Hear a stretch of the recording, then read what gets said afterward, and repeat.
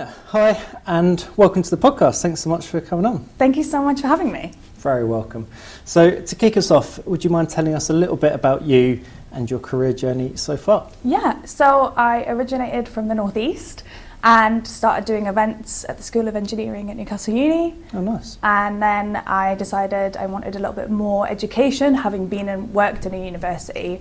They put a lot of importance on degrees, so I thought it was naturally my next step to go and do an events degree.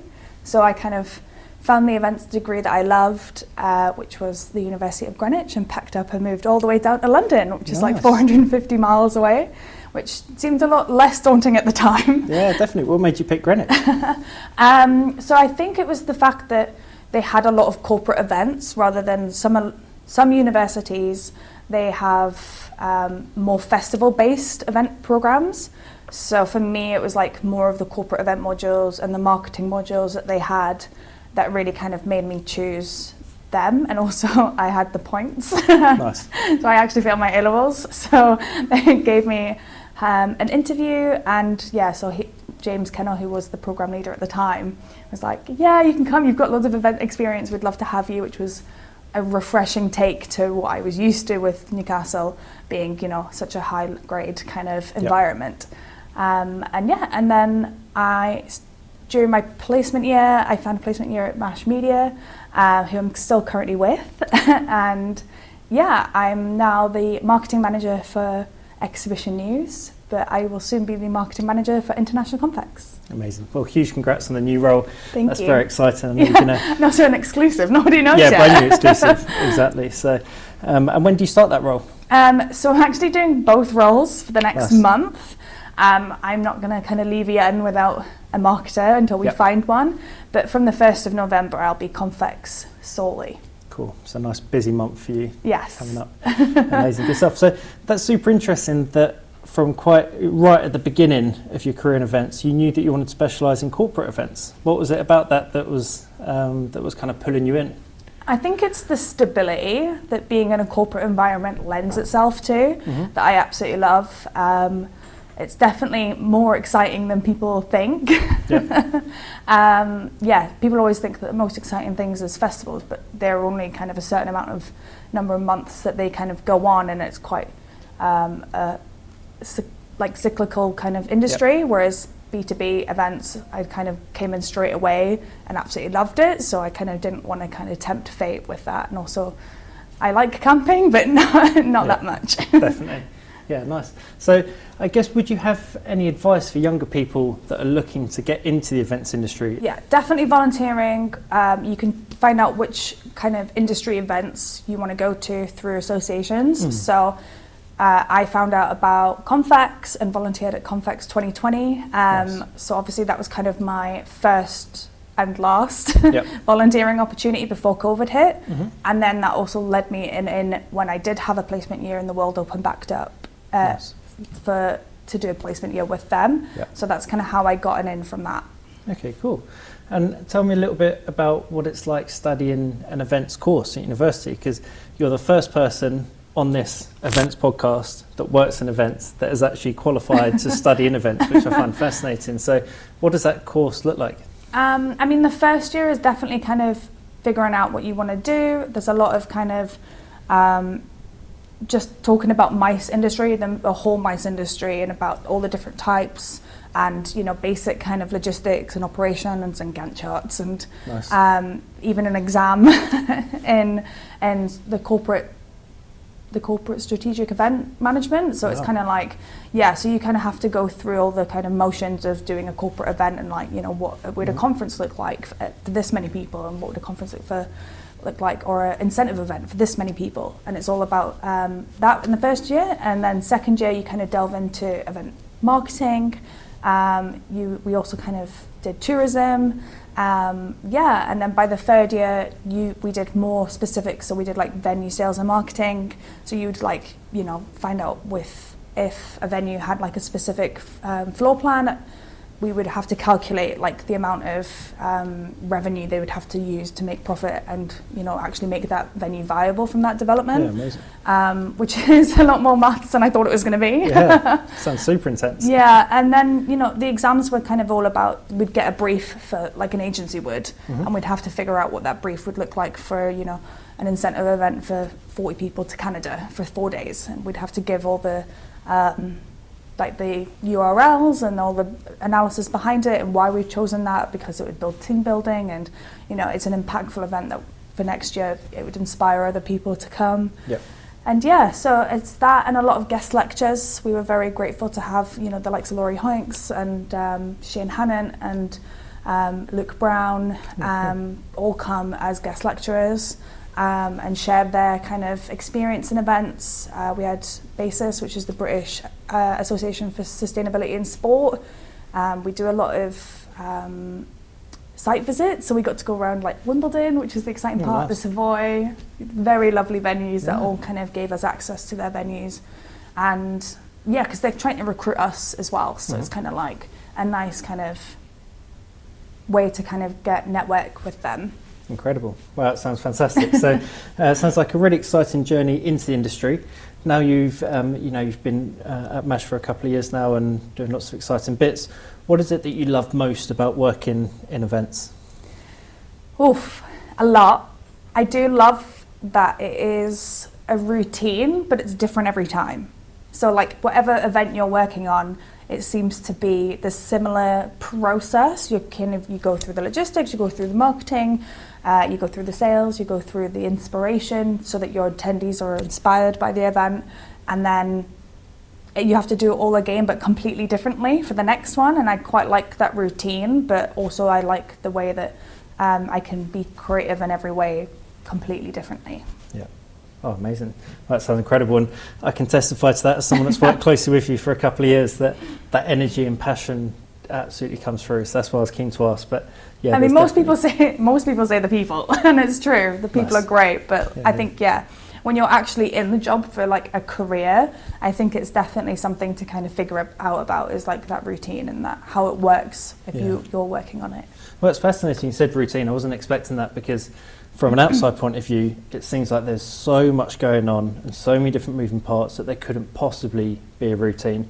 But then I've also seen you on site and it's everything just clicks and it's smooth, and you know, I'm thinking, how on earth are you so calm in it? But I guess routine is at the foundation of that, right? Yeah, absolutely. And it's a lot of prep and planning. You know, there's pages of briefs, there's pages of critical paths, there's a lot of spreadsheets. Nice. And yeah, there's a lot of people that kind of go into it, and I think it's organising people as well as on the inside, as well as organising people on the outside. Yeah, fantastic. So we've spoken about your favourite thing in the industry. Do you have a favourite event? And I'll ask you that as kind of a dual question. So obviously your first one has probably got to be a MASH event, right? Yes. So out of the calendar, have you got one that is your favourite? Has that favourite changed in the past week or so when you've transitioned? Have you got like a new one that you need to give, or what's your favourite one kind of on the books at the moment, and why? I mean, I am very excited about the Indies coming up. Mm-hmm. We've spent a lot of time reformulating that event year after year to provide proper value. So we've got over 50 speakers, yourself included. Indeed, looking forward to it. And yeah, we've got a lot of exhibitors that, you know, some of them are bringing real solutions to people's pain points, and that's what we want to get down to within like the exhibition organizer community. And that's the whole reason why that event exists, is because so many of those events are in isolation that they rarely are kind of those teams of 1 to 10 don't ever get the chance to kind of, you know, compare and make notes against anybody else in the industry in such a similar way, because it's such a unique event. So definitely the Indies, because we've spent a lot of years kind of developing that to actually bring value.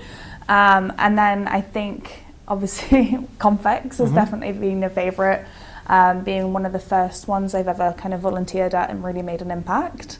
And then probably a not MASH event that's my favourite is probably Hogmanay in Edinburgh. Oh, nice. Tell me about that. Yeah, I grew up in like the most northern town in England, so I spent kind of my Christmas and holidays being shared from my hometown to Edinburgh, where my dad lived. Oh, wow. And I've definitely had some fond memories of, you know, the fireworks. And I mean, London is always got a brilliant firework display for New Year's Eve, but I feel like Edinburgh just brings that party element that you just can't it's infectious. Nice. Oh, amazing. It's definitely top 3 on my list to go and experience. That's incredible. And just going back to the MASH events, I know potentially I'm slightly biased because, as I say, I've been working with MASH for a while, but the portfolio is just growing from strength to strength year on year, and the indies especially, I think it's been great to see it get stronger and stronger. And Confex, we exhibited that for the first time properly last year. We've been attending and speaking for a couple of years, and now we're increasing that this year, and it's been phenomenal. So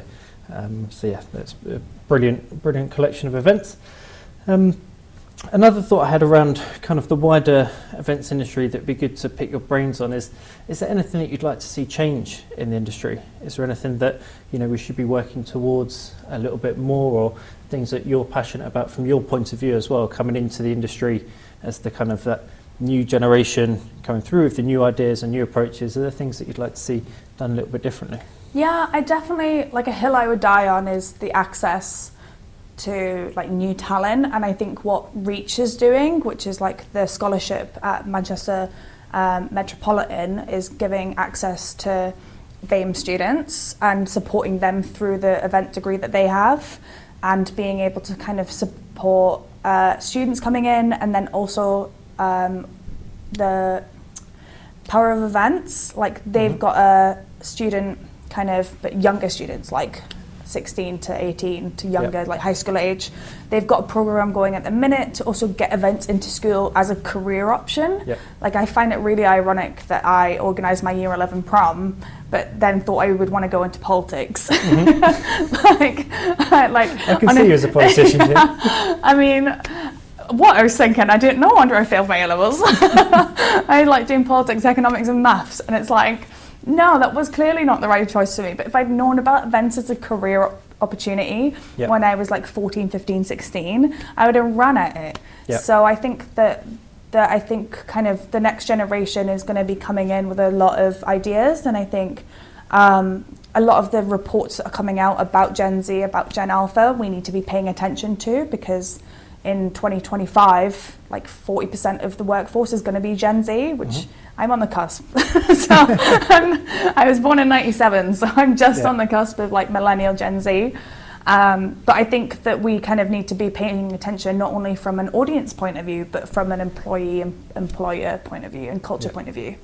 100%. I couldn't agree more. And I think it is that grassroots investment, because so many people don't know it exists as a career, but literally, it's huge, a multi-billion pound industry that powers so many different kind of, as I say, industries and stuff across the world. So yeah, super important. It's like 10.6 billion in the UK is the exhibition industry. Nice. You can see all of those, all of the maths integration in the course is definitely paying off. Cool. Okay, so I couldn't not ask you about the world of event marketing, because obviously you're an avid marketer. So what do you think is the most exciting thing that's currently happening in the kind of event marketing space?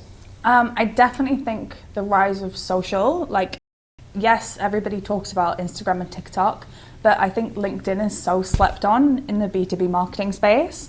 And I think they've just got the new video feed, and the use of hashtags and the use of tagging and actually like connecting with your community on there. Like, I think that there is a lot of other industry events and industry news that that completely sleep on the way that you can really optimize like your profile, the way that you use events on LinkedIn, and like videos I'm so obsessed with at the moment, and we're going to be ramping that up for Confex 2025. Is that like we're going to do a lot of short snippets. We want to bring value. We want to bring kind of our attendees and our customers, our exhibitors, our sponsors. We want to bring them to the forefront of our brand, because it's not about, yes, it's about our event obviously, but it's more about connecting you guys in the room. And I think being able to do that on socials, through video and through actually optimizing LinkedIn the way you should be, is kind of really, really cool, and something we really want to like maximize going forward. And then on like Instagram and TikTok, we're going to be growing exponentially. I think it's definitely kind of something that's hard to kind of get the ROI on TikTok because you can't put those links in there, and it's a bit of a wild beast sometimes, I think. So I think that kind of we'll be bringing in talent and bringing in the ability to kind of work out what our audience wants, because we've never had a TikTok before for Convex. So we'll be able to do some testing, which I think will be really, really cool, and then connecting that to see how that performs on Instagram as well. Obviously kind of trying to use in-app things. But I've recently found like a really cool like software called ManyChat, that basically if you like if you put in your like post, put a comment of like a fire emoji, that'll use like AI automation to send them a DM, so you don't have to do any of it, and that could include like a register now link. Nice. And like, you know, find out more about our sponsorship brochure, and like that blew my mind yesterday. So I'm like, there's so much to learn with socials that I think is just kind of being slept on by certain events and certain like companies. I think it's really important to kind of really spice it up and get in there. Definitely, yeah, I completely agree. And I think, as you say, with some of the different specific industry events, a lot of people that we hear would say, that isn't going to be relevant to our audience, that isn't going to be relevant to our audience. Have you seen that audiences are growing across Instagram, TikTok, etc., that might not have been there in the past that are now on there? Yeah, definitely. I think for Exhibition News, we've actually seen such an increase in audience from the 18 to 34 category, which was like not expected when we were first on there. We kind of wanted to be on there to like show anybody kind of coming into the industry like news and opportunities and our events. But actually what it's kind of done is it just kind of reaffirmed our connections with whoever's on there as well. And, you know, it's good to see what ideas from what our community is up to and stuff like that, so that we can kind of really engage with them and let them know, like, you're talking about this, so like make sure you come and visit us at this. And you know, I think that TikTok is definitely being one of those ones that is surprised as well. Amazing. And whilst we're talking about social, I wanted to ask you about the importance of building a personal brand, because this is something that you've done incredibly, and the past year, even the past 6 months, you're stepping it up and up and up a gear. What advice would you give to people that are thinking, you know, myself as one of them, I'd be looking at what you're posting and think, right, how can I get to that level? Or, you know, what advice would you give to people that want to do it and are maybe hesitant around what people are going to think, or, you know, I haven't got the best camera, or what would your thoughts be? I mean, I started on, before university, 300 LinkedIn connections, and 1 year after finishing, I'm now on 10,000, which is a bit insane. But I love each and every one of them.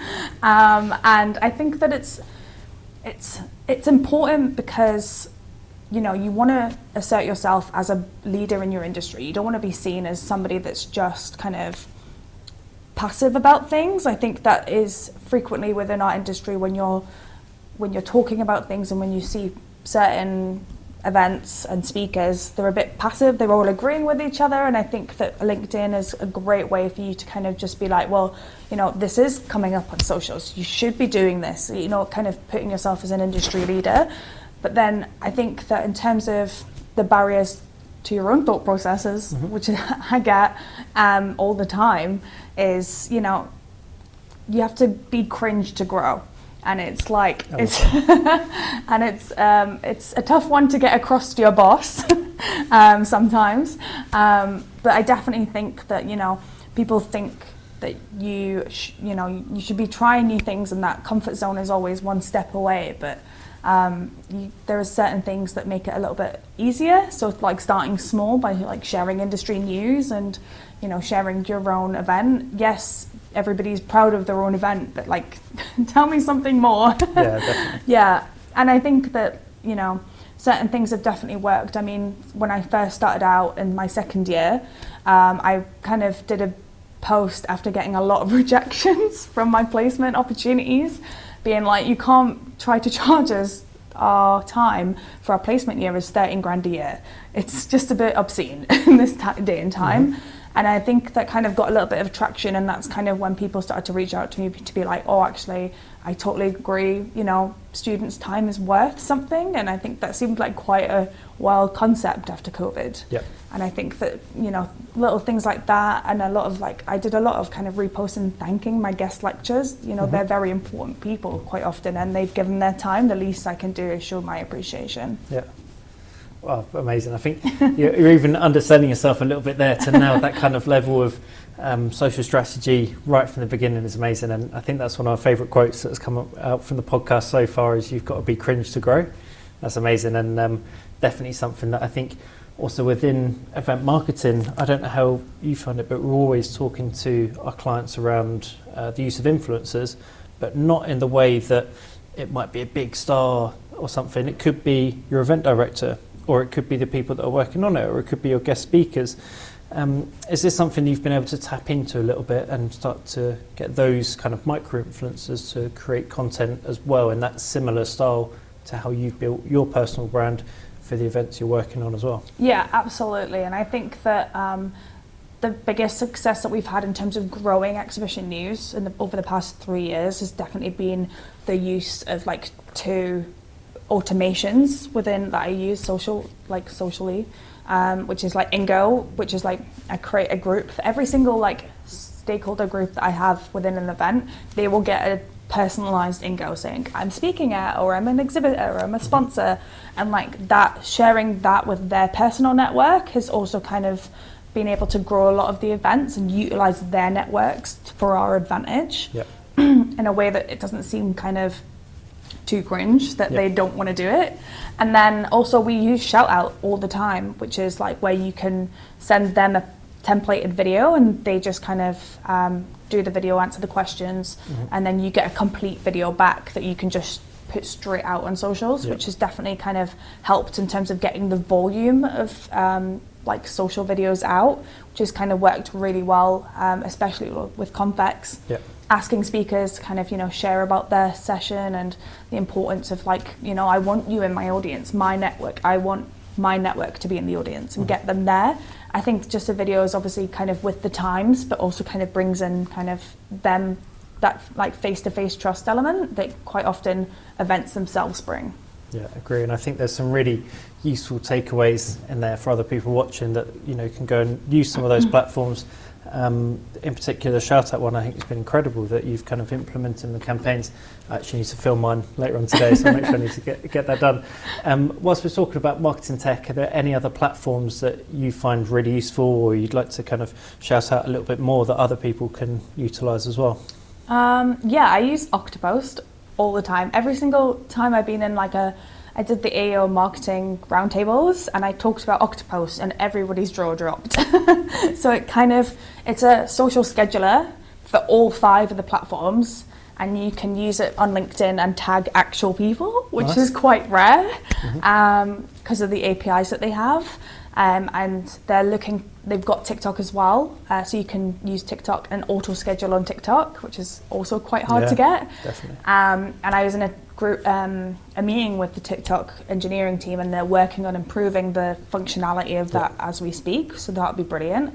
And then basically anytime if you post through Octopost, you can kind of, if somebody like Joe Blogs likes it and they're in your CRM system, it'll come through to your CRM system that they've liked that post, and then your sales team can follow up on like the social side of the warm leads, which has really been kind of game changing for like exhibition news to be like, oh, this stand builder is liked a EN supplier award post, can you go and ask them to enter, so that they're in our kind of, you know, in our circle a little bit more, and we can kind of get more of a conversation with them. So that's been really cool. Like Octopus is really, really brilliant in terms of you can track websites, you can track how your social posts are actually converting on websites and on forms. Yeah, it's definitely one that I feel like is being slept upon, that hasn't been kind of really discovered yet, that I absolutely love. Amazing. Incredible. Well, Gina, there's so much in there that people can take away and loads of actionable insights. That's fantastic. Thank you so much for making the time to come on. It's been a pleasure chatting. And I've loved it. Yeah, it's been really good fun. Let's do it again. Nice one. Thanks. Thank you.